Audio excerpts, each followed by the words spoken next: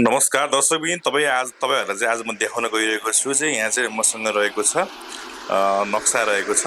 यो नक्साको बारेमा तपाईले यहाँ देखिरहनु भएको छ। आज चाहिँ मैले चाहिँ यो नक्सा लिएर आएको छु।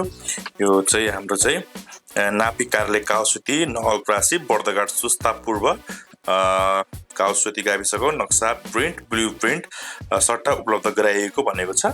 यहाँ तपाईले देख्न सक्नुहुन्छ यस्तो खाले चाहिँ मसँग चाहिँ एउटा चाहिँ नक्सा रहेको छ। यसको विषयमा चाहिँ आज चाहिँ सम्पूर्ण कुराहरु देखाउन चाहन्छु। यहाँ चाहिँ के रहेको छ है, नक्सामा तपाईले के देख्न सक्नुहुन्छ भनेर तपाईले चाहिँ आज म विस्तृत रूपमा चाहिँ नक्साको बारेमा आफूले जानेका बुझेका कुराहरु चाहिँ यहाँ जे देखिन्छ त्यो तपाईहरुलाई चाहिँ देखाएर बुझाउने प्रयास गरिरहेको छु।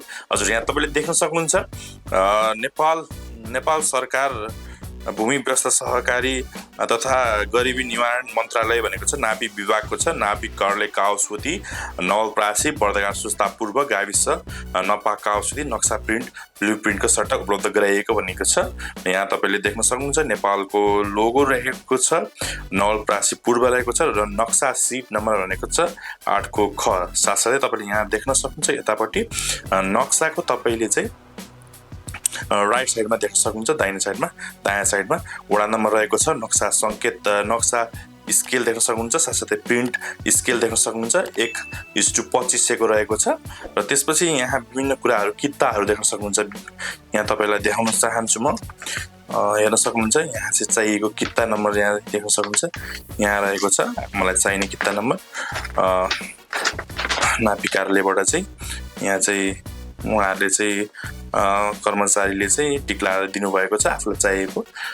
साथसाथै तपाईको यहाँ इम्पोर्टेन्ट कुराहरु यहाँ के रहेको छ भन्दाखेरि चाहिँ यहाँ चाहिँ नाम रहेको छ, चलान नम्बर, साथसाथै राजस्व यति नम्बरबाट किता नम्बर लेखिएको छ, मिति पनि आजको मिति रहेको छ।